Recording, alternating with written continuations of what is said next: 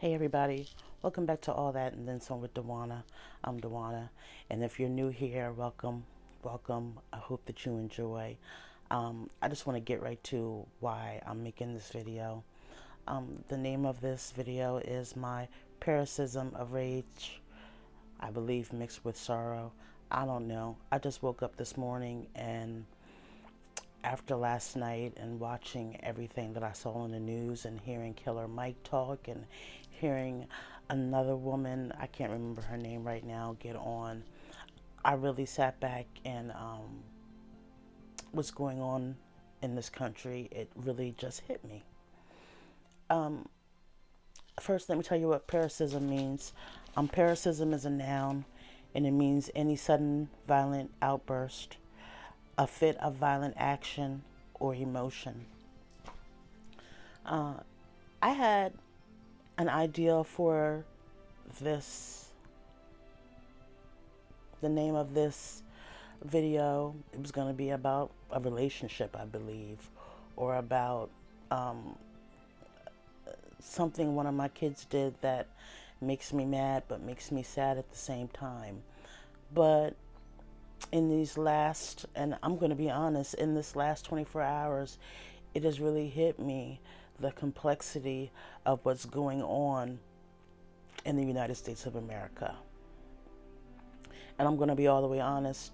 I was one of those black women that anytime a police officer killed a black man, I would be upset, but I would get even more upset because I felt like we weren't digging into the problem of black on black crime.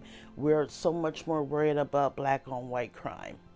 I was one of those type of people, where I would be like, well, nobody's never talking about black people killing black people. Can we stop doing that? And then maybe they won't kill us. That was my mentality yesterday.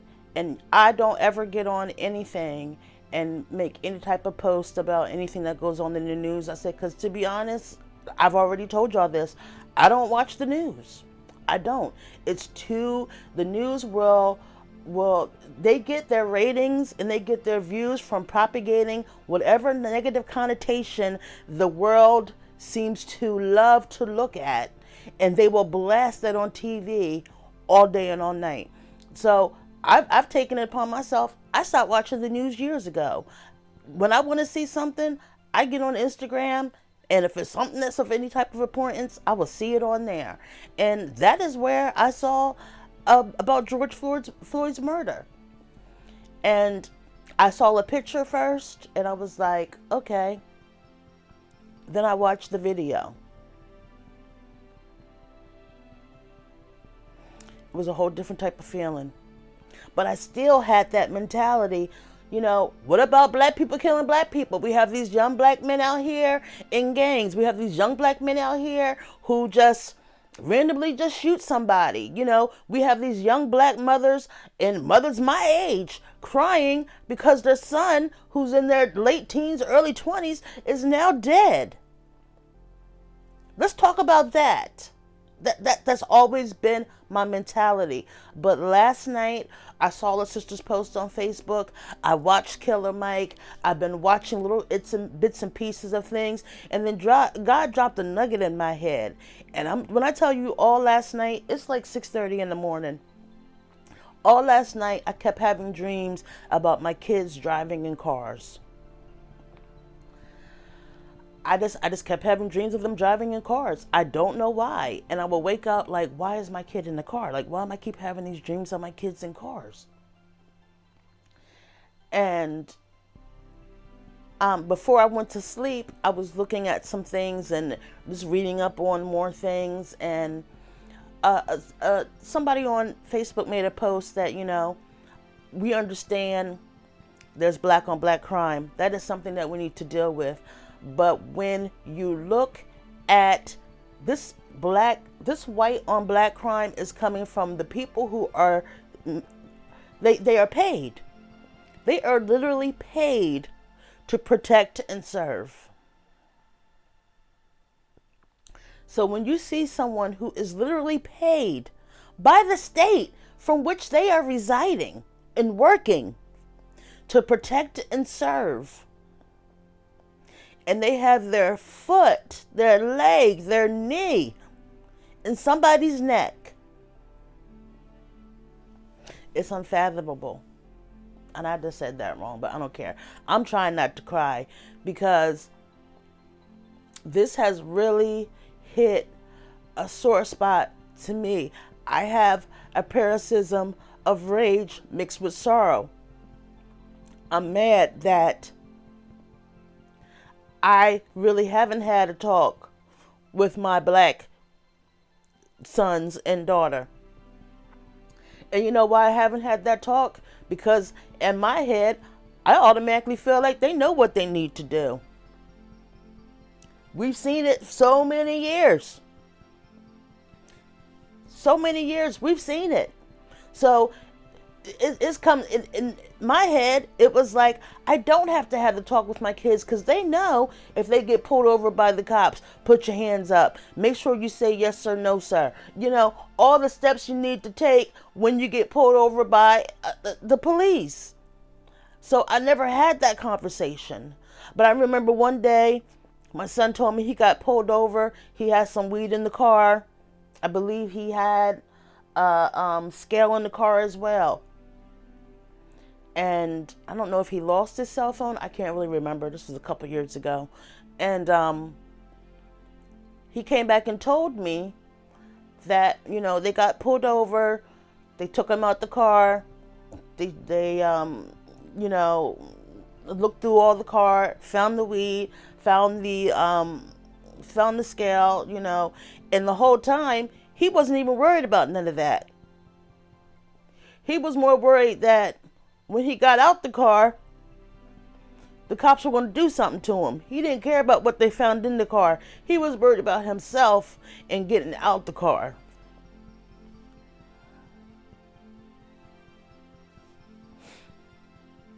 And you know, I think our black men are more scared of cops than they are of getting killed by the brother man.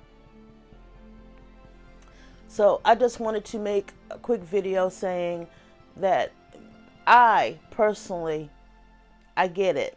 I woke up and, you know, and I think what really did it for me was seeing the riots. I'm like, here we go, we're starting a riot, but I get it. I don't approve of it, you know.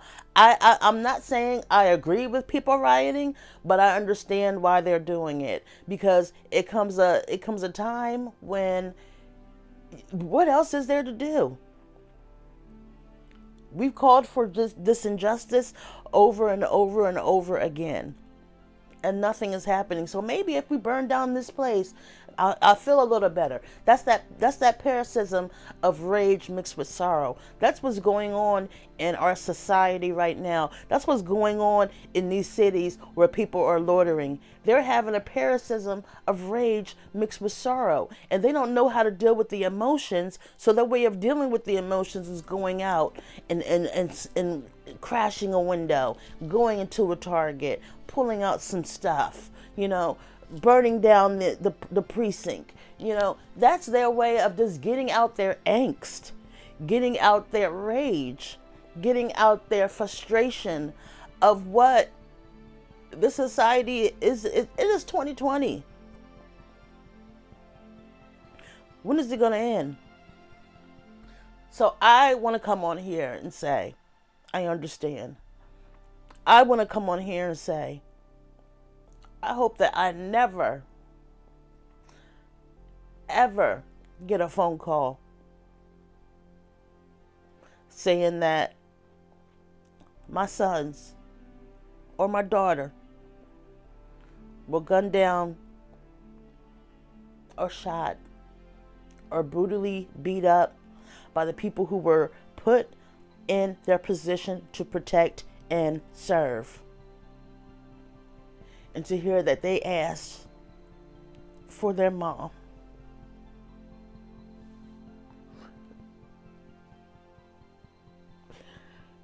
It's so heartbreaking. All right, I'm trying to get myself together. I believe I also have paroxysm of rage mixed with sorrow, because I don't think that people who are not black understand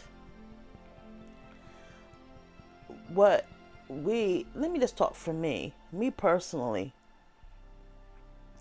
I don't think that people who are not black understand that I have to work 10 times harder than you to be justified, to be looked at, to be recognized. I don't think that a white parent understands that they never have to sit their family, their kids down and say, now if you ever get pulled over, this is what you need to do. Make sure you put your hands out. Make sure you already have your registrations and license out.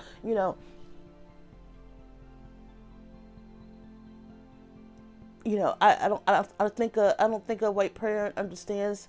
They don't ever have to worry about somebody pulling out a cell phone and taking a video of their son or daughter being beaten, being shot, being tased,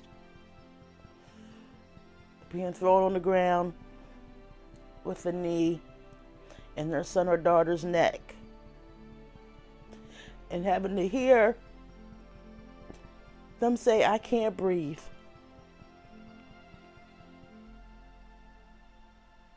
They have the luxury of not ever having to worry about that. So, even though I would never riot and I don't stand behind the riots, I understand the riots now. I understand the paroxysm of rage mixed with sorrow. I understand that we're just sick and tired of being sick and tired. And I know I woke up this morning and I was like, God, why am I so emotional about this now?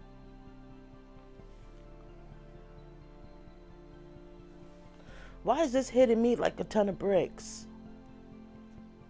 When there have been case upon case upon case that I've seen, that I've watched, that I've looked at on Instagram and kept on rolling. Why is this now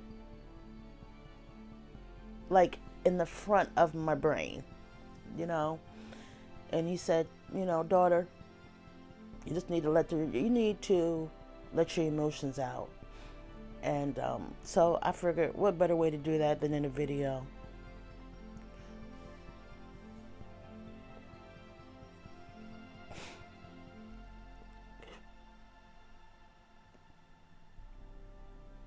Just in case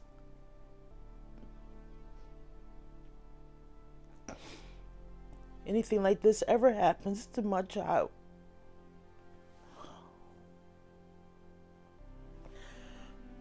I can come back to this video. Remember my paroxysm of rage mixed with sorrow. And I can remember the conversation that I had with God. And I'll hold myself together. I don't know, y'all. I don't know. I ask for anybody who watches this, if you're not a praying person, just get on your bed, get on your couch, sit at your desk, and just have a conversation with God, Just ask him to heal our country. Ask him to look after all people, no matter what color or creed or nationality or religious background.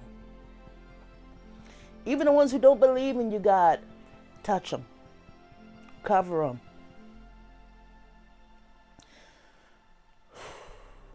We got a lot of work to do. But I just want to make this video because I really now am understanding the emotions that go in seeing another black man murdered by those who are put in position to protect and serve. That's the big thing right there. that I think a lot of people are forgetting. These men and women in blue are put in position to protect and serve. That does not mean your way of protecting and serving is going to be different than Joe Schmo over here, who's going to go out into his community, who's going to talk, who's going to get to know his community, who's going to be a part of his community. You can be like Joe Schmo. Do what Joe Schmo do. There needs to be some type of new training regimens, because what we need to understand is that even when we marched peacefully back in the 60s, there were cops that were coming up to my ancestors and hosing them down and beating them in the head with those freaking batons, and they were walking peacefully down the streets. They weren't loitering, they weren't rioting, they weren't doing any of those things. And police then were still taking up their shield and using it the same way. Just back then, and mind you, they killed us back then too. Ain't got away with it. Only reason why they don't get away with it now is because we got cameras on our phones, and somebody is going to open that phone and going to start and going to hit record. That's the only reason. The only reason. I'm upset today. I'm very emotional. This paroxysm of rage mixed with emotions is nothing nice. I hope that I put this video up. I have 2 other videos that I haven't even edited yet. I hope that I put this video up. I really do. And I hope that y'all who are listening, I hope that y'all get it. We need to pray. We need to pray for our country, y'all. We need to ask God to heal the land.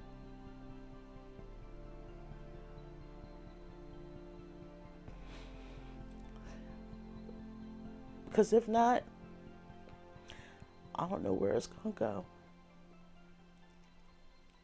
I can't see it getting no better if we don't let God take control of this and make our voices heard.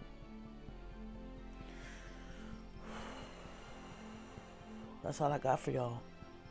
All right? Bye. Be blessed.